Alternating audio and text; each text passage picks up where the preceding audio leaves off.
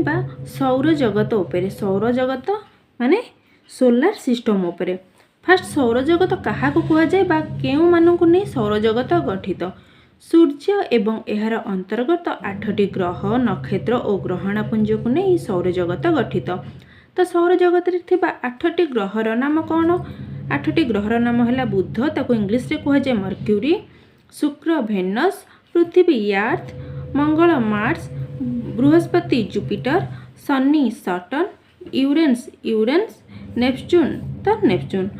तो गला ये है 8टी ग्रहर नाम। प्लूटो को ग्रह बाद दिया जाइछि।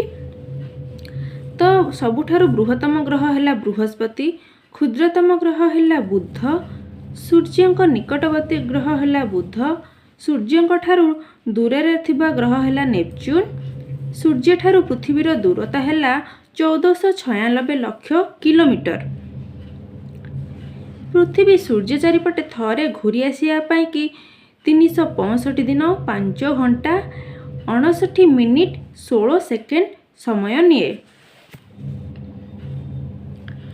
तो बलय ग्रह क्या कह जाए? बलय ग्रह कह जाए शनि की, लोहित ग्रह कह जाए मंगल को, कुआ तारा कह जाए शुक्र को, उपग्रह पृथ्वीर केतोटी उपग्रह अच्छी गोटाए, से उपग्रहर ना कौन है? चंद्र।